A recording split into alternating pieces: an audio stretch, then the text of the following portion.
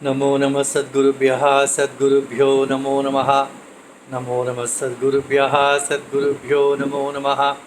ज्ञानवैराग्यसम्पूर्णान् हरिभक्तिपरायणान् पूर्वाचार्यान् अहं वन्दे सम्प्रदायप्रवर्तकान्।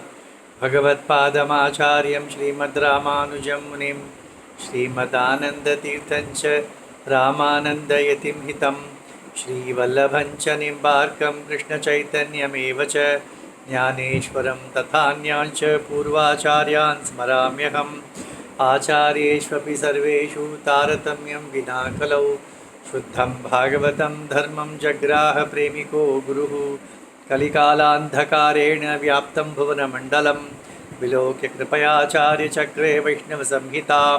हरे रामेति कृष्णेति नाम संकीर्तनं सदा लोकक्षेमाय कुर्वन्तं प्रेमिकं सद्गुरुं भजे। श्री अन्ना द्वारा विरचित श्री वैष्णव संहिता के छठे भाग का 8वां अध्याय हितहरि वंश का हितहरि वंश के वंशज के संबंध में श्री अन्ना कहते हैं। श्री सद्गुरुवाच दुर्लभा योग सिद्धानां अणिमाद्यादि अष्टसिद्धयः विरक्तानां वैष्णवानां विरुठन्ति पदान्तिके। श्री अन्ना कहते हैं बड़े बड़े योगियों के लिए भी जो दुर्लभ है ऐसे अष्ट सिद्धि 8 प्रकार की जो सिद्धि है, अणिमा गरिमा लघुमा कहते हैं ना, कि अणु हो सकते हैं या विशाल रूप ले सकते हैं, हल्का हो सकते हैं, बहुत वजनदार हो सकते हैं, दूसरों के काय में शरीर में प्रवेश कर सकते हैं। इस प्रकार जो दूरदर्शन दूर में जो हो रहा है उसे यहाँ बैठे ही देख सकते हैं। इस प्रकार के 8 प्रकार की सिद्धियाँ प्रसिद्ध है, वह बड़े बड़े योगियों के लिए भी दुर्लभ है। वे सिद्धियाँ विरक्त वैष्णवों के चरणों में लौटती है, ऐसा श्री अन्ना कहते हैं। उपेक्षन्ते महाभागाः साक्षात् मुक्तिमुपस्थितां कृष्ण सेवया पूर्णा भजनानंद तत्परा। कृष्ण भजन में आनंद में मग्न, कृष्ण सेवा के कारण पूर्ण हुए जो वैष्णव महाभाग है, वे उनके समीप साक्षात मुक्ति खड़ी है। कहते हैं आ जाओ, मैं तुम्हें मुझे पालो, मैं तुम्हारी दासी हूँ, तो उसकी भी उपेक्षा कर देते हैं ये वैष्णवोत्तम भागवतोत्तम महाभाग। अपक्वहृदया लोके मार्गभ्रष्टास्तु साधवः प्रदर्शयन्ति सततं तेष्टानि अद्भुतानि वै। जो अपक्व है, जिसका हृदय परिपक्व नहीं हुआ है, वे जो मार्ग भ्रष्ट है, मार्ग से च्युत हुए हैं, सत्मार्ग से च्युत हुए हैं, ऐसे लोग कि अपने सिद्धियों का प्रदर्शन करते हैं और प्रदर्श्य योग सिद्धि च वंचयन्तं च पामरान् कामिनी कांचनासक्ताः क्षिप्रमेव पतन्ति ते। और लोगों को अपने ओर आकर्षित करते हैं, पामर लोग को आकर्षित करते हैं और स्वयं कामिनी कांचन में आसक्त होकर शीघ्र ही उनका पतन हो जाता है। ऐसे अपक्व साधुओं का विषय में श्री अन्ना कहते हैं। महात्मानस्तु सततं कृष्ण कीर्तन तत्पराः एकांतिनो वसन्त्येव साधवः साधु चेष्टिताः। महात्मा साधु कैसे होते हैं? वे एकांत में रहकर कृष्ण कीर्तन करते रहते हैं। उनका आचरण, उनका विचार सब श्रेष्ठ साधु की साधु की भांति ही होती है। वास्तव में साधु कैसा होना चाहिए, वैसे ही उनका आचार विचार होता है। प्रदर्श्यात्मगुणम सर्वम रंजयन्तं च सज्जना। वे जो अल्प योगी थे, वे अपने अद्भुत शक्तियों को दिखाकर लोगों को अपने ओर आकर्षित करते थे, परंतु ये महात्मा संत कैसे करते हैं? अपने गुणों से, आत्मगुणों से, अपने सद्गुणों से लोगों को आनंदित करते हैं, सज्जनों को आनंदित करते हैं। यहाँ पर शब्द बहुत देखने लायक है। वहाँ पर शब्द कहा क्या है, पामर, पामर लोगों को आकृष्ट करते हैं साधे योगी, और यहाँ पर श्रेष्ठ महात्मा सज्जनों को आकर्षित, जो सज्जन होते हैं वे ही इन साधुओं से साधुओं के गुणों से आकृष्ट होते हैं। हरिभक्ति प्रयच्छन्ति सन्तः निस्वार्थ जीवनः। तो आकृष्ट होके जब वे आते हैं उनको क्या देते हैं, उनको हरि भक्ति दे देते हैं। वे निस्वार्थ, उन्हें कुछ ही भी अपेक्षा नहीं है, निस्वार्थ रूप से वे हरि भक्ति देते हैं। हरि भक्ति देना ही उनका है इच्छा। सर्वलोकहिते वंशे हरिवंश महाप्रभोः आविरासीत कृष्ण भक्तः रूपलाल इति श्रुतः। सर्वलोक का हित करने वाले हितहरि वंश महाप्रभु के वंश में कृष्ण भक्त रूपलाल का अवतरित हुए। बाल्यात् प्रभृति गोविंदे प्रेम भक्तिम अवाप्य सः लोके प्रकटयामास प्रभावम मुहुरात्मनः। बचपन से बाल्यावस्था से ही उन्हें गोविंद में कृष्ण भक्ति उत्पन्न हो गई और वे अपने प्रभाव को उनका प्रभाव लोगों को दिखने लगा। राधा वल्लभ कैंकर्य रसानंद विमोहितः उवास श्रीवने नित्यम निर्योगक्षेमात्मवान। राधा वल्लभ मंदिर है ना श्री वृंदावन में, उस राधा वल्लभ के कैंकर्य में जो रस है उसका आनंद में मोहित होकर वे श्रीवन में वृंदावन में नित्यवास करते थे। अपने योगक्षेम का, लौकिक योगक्षेम या पारमार्थिक योगक्षेम का भी चिंता उन्होंने त्याग दिया था। संततम चिंतयन् कृष्णं सरस प्रेम चेष्टितं निकुंज सेवां चक्रे स प्रेम पूर्वम दिने दिने।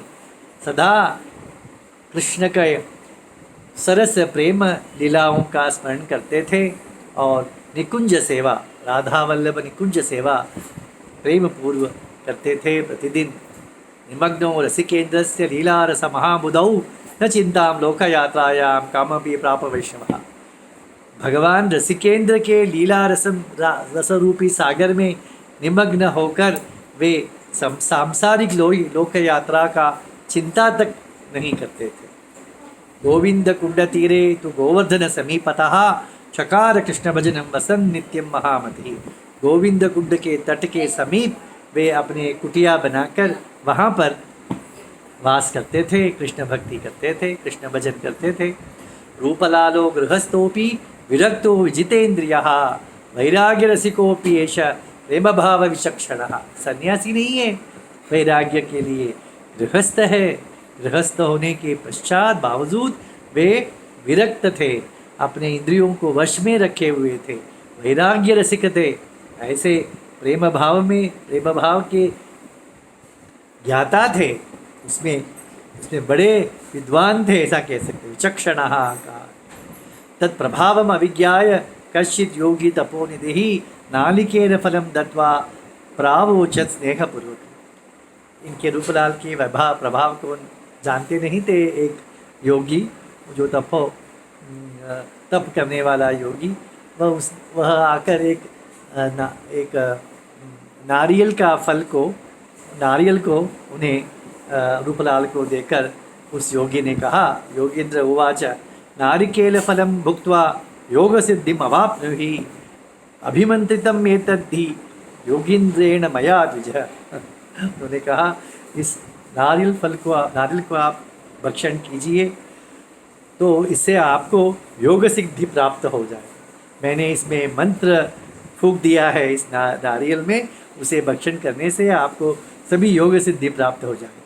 अणिमा महिमा चैव लगिमा दूरदर्शनम अग्निस्तंभः जलस्तंभः परकाय प्रवेशनम इत्यादयः सिद्ध्यश्च योगिभिर्वांछिताः पराः नालिकेर फलाधीना सर्वास्ताः वैष्णवोत्तम। उन्होंने कहा, हे वैष्णवोत्तम, अणिमा छोटा हो जाना, महिमा बड़ा हो जाना, लगिमा हल्का हो जाना, दूरदृष्टि, अग्निस्तंभ अग्नि पर चल सकते हैं, जलस्तंभ जल पर चल सकते हैं, परकाया प्रवेश दूसरों के काया में प्रवेश कर सकते हैं, इत्यादि अनेक सिद्धि आपको प्राप्त हो जाएगा। आपको जो भी सिद्धि इच्छा है वह प्राप्त हो जाएगा। इस नारिकेल फल में सब कुछ है।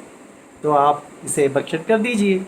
रूपलाल उवाच नाना योनिषु जायन्ते जीवाः कर्मपरा भुवि कश्चिन् मशकयोन्याश्च गजयोन्यां तथा क्वचित् भ्रमन्ति तथाकाशे पक्षियोनिगताः क्वचित् जले वसन्ति च तथा क्षजयोनिगताः क्वचित् एवं बहुविधे लोके संभवे योगसिद्धयः अनुभूताः पूर्वमेव कृष्णभक्तिर्हि दुर्लभा। कितने सुंदर उत्तर दिया है उन्होंने। जीव अनेक योनियों में जन्म लेता है। कभी मच्छर बन जाता है, हल्का कहा ना उन्होंने, मच्छर बन जाता है, उड़ जाता है। और कभी गज हाथी वजनदार गरिमा सिद्धि हाथी जैसा वजनदार बन जाता है। कभी तो पक्षी बनकर आकाश में उड़ जाता है। हम नहीं उड़ सकते हैं ना, पक्षी बनकर उड़ जाता है। और आपने कहा जलस्तंभ, अरे जल में ही निवास करते हैं मछली, ऐसे मछली का भी जन्म में योनि में जन्म लेते हैं। ऐसा अनेक जन्म में अनेक सिद्धियों को प्राप्त, ये सब एक सिद्धि ही है ना। मनुष्य जब करता है तो उसे हम सिद्धि कहते हैं, परंतु ये स्वाभाविक सिद्धि है अन्य योनियों में। तो ये सब प्राप्त हुआ था, परंतु इन योनियों में कृष्ण भक्ति प्राप्त नहीं हुई। पामराणां मनुष्याणां परमाश्चर्यदायकैः विरक्तस्य सुखम में किम एवं आश्चर्यचेष्टितैः। पामरों के लिए ये सब ठीक है, आप उनको दे सकते हैं, पर विरक्त वैराग्यशील मुझे इन सिद्धियों से क्या लाभ। न कामये मठम कीर्तिम आचार्य पदमेव च केवलम कामये योगिन राधा वल्लभ सेवन। मैं तो कोई मठाधिपति बनना नहीं चाहता हूँ, आचार्य पद गुरु बनना नहीं चाहता हूँ। मैं तो सिर्फ राधा वल्लभ की सेवा ही चाहता हूँ। कृष्ण भक्ति पदातुम त्वं शक्तो यदि मया वस न चेत् क्षिप्रमितो गच्छ श्रीवनादेव तापस। प्रेमलाल ने कहा, रूपलाल ने कहा, हे योगी, यदि आप कृष्ण भक्ति मुझे दे सकते हैं तो वृंदावन में रहिए, नहीं तो यहाँ से निकल जाइए। अस्मिन् वृंदावने दिव्ये कृष्ण प्रेम सुनिर्भरे न कच्चित् पूजये त्वां न सारमेयोपि तापस। हे तापस, इस कृष्ण भक्ति से युक्त यहाँ के वृंदावन के एक कुत्ता भी आपको नहीं पूछेगा। यहाँ पर योगींद्राणां तात्वादृशानां दुराराध्योपि माधवः मादृशानां कुटीरेषु सदा क्रीडति सादरम्। वह कृष्ण कैसा है, माधव कैसा है, आप जैसे योगींद्र के लिए दुर्लभ है उसे प्राप्त करना, परंतु मेरे जैसे गरीब सीधे साधे भक्तों के लिए हमारे कुटिया में वह क्रीड़ा करता है। सद्गुरुवाच इत्युक्तो रूपलालेन योगीन्द्रश्च तपोनिधिः प्रक्षिप्य नालिकेरंच तमेव शरणं गतः। रूपलाल का उस योगी का भाग्य था, उसके रूपलाल के जो वाक्य को उपेक्षा कर सकता था, परंतु उसका भाग्य था। तो रूपलाल ने जब ये कहा तब तुरंत उस योगी ने उस नारियल फल को फेंक दिया और रूपलाल के आश्रित हो गए।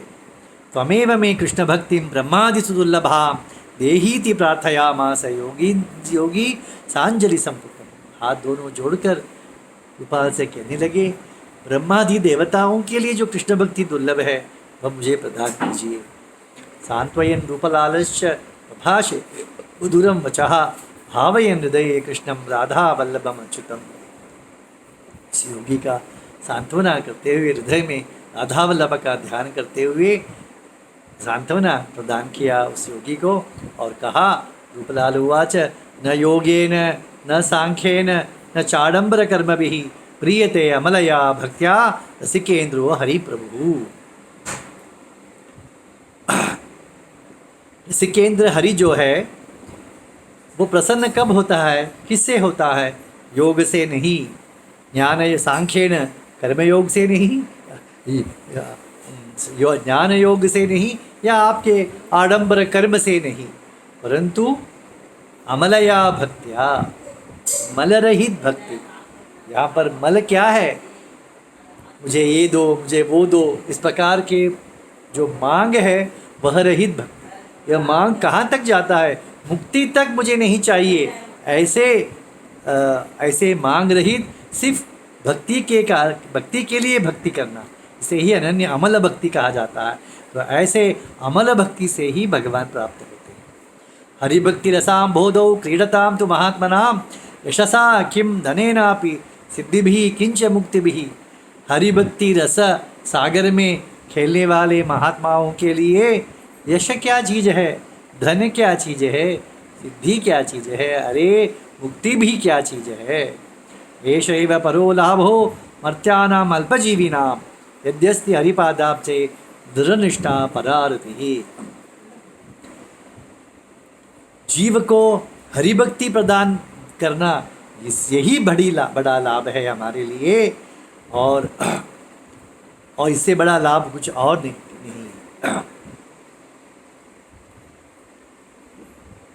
सद्गुरुवाच एवं श्री रूपलालेन योगींद्रो बोधितस्तदा।